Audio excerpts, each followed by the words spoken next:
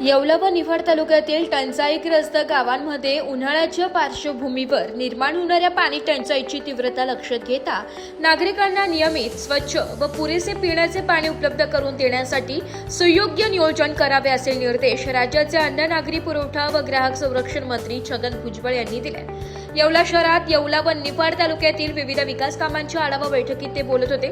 यावेळी उपविभागीय अधिकारी बाबासाहेब गाडवे, उपविभागीय अधिकारी डॉक्टर शशिकांत मंगरुळे, येवला तहसीलदार आबा महाजन, येवला निफाड तहसीलदार विशाल नाईकवाडी, नगरपालिकेचे मुख्याधिकारी तुषार आहेर, नांदूर मधमेश्वर कालवा विभागाचे कार्यकारी अभियंता मनोज ढोकचौडे, येवला गटविकास अधिकारी संदीप वायाळ, निफाड गटविकास अधिकारी नम्रता जगताप, तालुका कृषी अधिकारी शुभम बेरड, तालुका क्रीडा अधिकारी शिवप्रसाद घोडके, येवला तालुका पोलीस निरीक्षक संदीप मंडलिक, येवला शहर पोलीस निरीक्षक योगेश घोरपडे यांच्यासह विविध विभागांचे अधिकारी उपस्थित होते.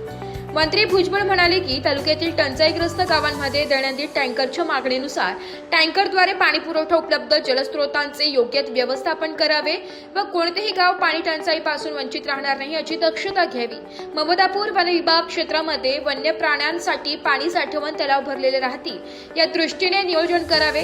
पुणेगाव दरसवाडी कालव्याची उर्वरित कामे एप्रिल अखेर पूर्णत्वास न्यावीत. विविध पाणी पुरवठा योजना अंतर्गत वीज बिल बचतीसाठी आवश्यक ठिकाणी सोलर प्रकल्पाची मर्यादा वाढवण्यात यावी. यावेळी 38 गावे प्रादेशिक पाणी पुरवठा योजना, राजापूर व 40 गावे प्रादेशिक पाणी पुरवठा योजना, धुळगावात 16 गावे प्रादेशिक पाणी पुरवठा योजना, विंचूर लासलगावसह 16 गावे प्रादेशिक पाणी पुरवठा योजना आदी कामांचा आढावा मंत्री भुजबळ यांनी घेतलाय. ब्युरो रिपोर्ट, नाशिक लोकशाही न्यूज, नाशिक.